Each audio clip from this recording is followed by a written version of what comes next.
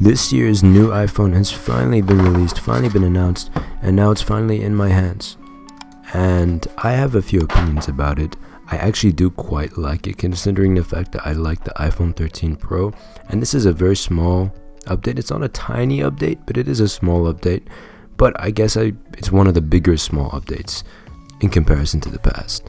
But there's essentially only three main changes, and those are changes in the display, changes in the internals, and changes in the cameras as expected. And out of those changes, there's only really two display changes that the average consumer would probably notice. But we'll get to all of that. I'll show you a quick camera test in this video, take you through what's new, my impressions, everything.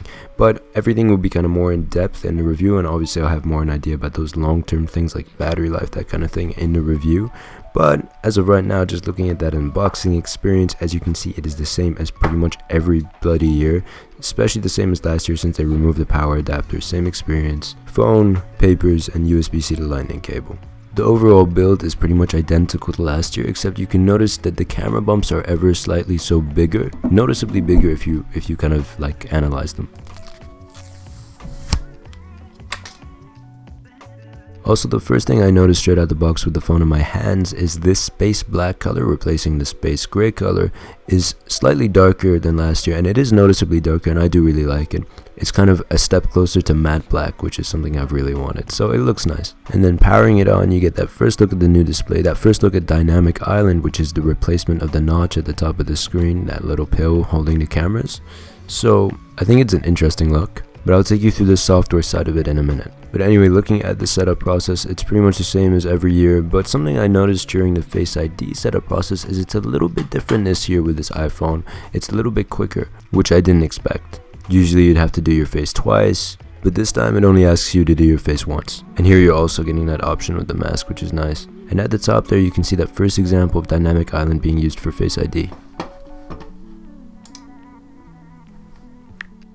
But anyway, beside from the camera changes and the display changes, the internal changes include a slightly larger battery, which is 3200 mAh now in comparison to I think about 3100 mAh last year. Obviously the new Apple A16 Bionic processor of 4nm chip, so it should be even faster. And the ability to connect to satellite wherever you are for safety purposes if you have no signal, so that is really cool. And overall, the combined tech has added new features like car crash detection, which I think is really cool. But using the music app, for example, when looking at Dynamic Island, if you just leave it, it goes straight into the Dynamic Island in the top, and if you hold it, you get a shortcut to do some controls, and then if you click on it, it opens the app straight away. That's an example of the use of Dynamic Island, but it does many different things with many different types of apps, like the timer app, and has many different animations for many different features like connecting to AirPods, Face ID, which is why overall I say it's less of a functional thing and more of just overall adding to the user experience, though there is some function to it. But overall I really do like the idea of Dynamic Island, because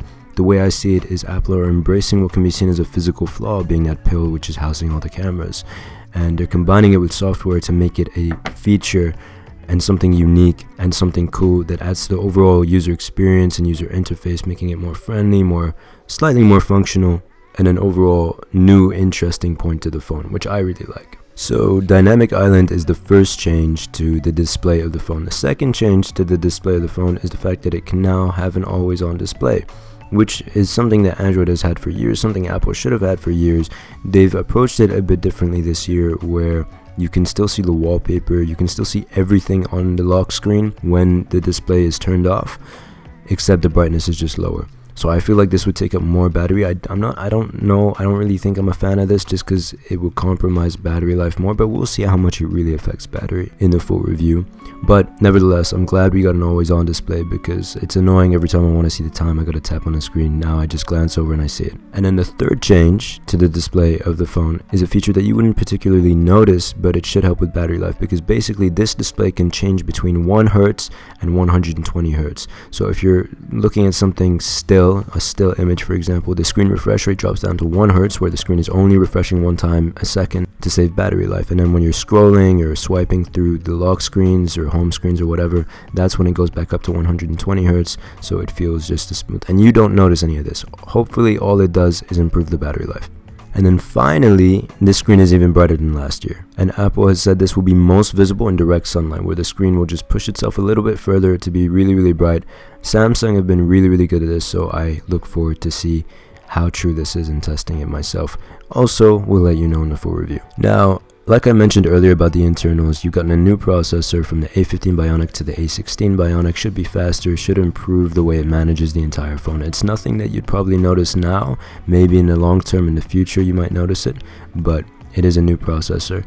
Other than that, slightly larger battery, like I said, new improvements in the overall sensors and the way they work together, so you get the car crash detection, which probably, for example, the gyroscope might be able to detect weird movement, which then triggers the microphone to start working to hear for noises, and then triggers the camera. And overall, all this tech combines to see if you're actually in a car crash, and once it realizes, or if it comes to the conclusion that you are in a car crash, it calls for emergency services.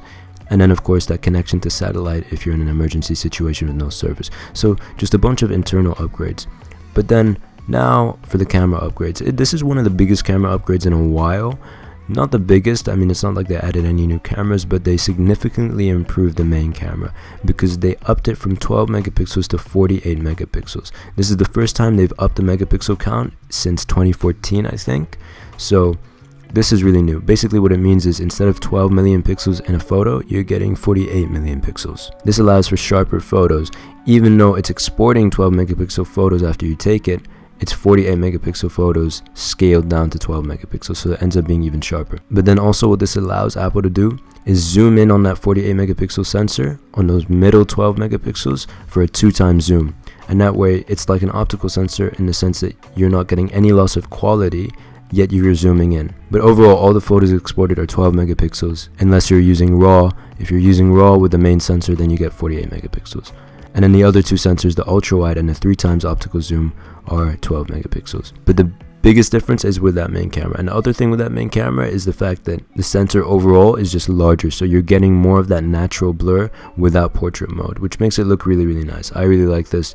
Other companies have been making their sensors much larger, especially Samsung, and what I really liked about that was that natural bokeh, that natural background blur, and Apple have not done it, and I really like it. It looks nice. Anyway, showing you some of the photos, you get an idea of that. Anyway, this is my full review, so this conclusion is a very limited one, but a conclusion based off of first impressions, based off of a day of use, is on the basis that you like iPhone, this is a very good iPhone. I personally really like the iPhone 13 Pro because it had good battery life, it had a nice build, it was the best version of an iPhone that was out there, and it allowed me to enjoy the iPhone experience, especially in combination with the software. And the addition of iOS 16 with this iPhone 14 Pro has helped me enjoy it even more so far. In short, if you are an iPhone fan and you want to get the max out of the iPhone, you want to get the best camera, you want good battery life, you want the best user experience, something that's also new and unique, then this is a pretty good phone. It is pretty pricey though, but that's to be expected. In comparison to the iPhone 13, for example, you're probably getting more value for money there because it will probably drop in price from wherever you want to buy it from, and it's very, very similar to this one, whereas this one is obviously really expensive at the moment. So yeah, but I'll have more to say, a lot more to say in my review, so stay tuned for that. Anyway, thank you for watching. Please subscribe if you haven't already, and give this video a like and comment for the sake of the algorithm. It really helps me. Check out my Instagram at El-Naggar for behind the scenes perspective, and also just little content like reels and stuff where I tell you about iOS 16 features, different cool things you can do, and just different content, and it's just interesting. Anyway, I really hope you guys enjoyed this video. Thank you for watching, and I will see you in the next one. Salam.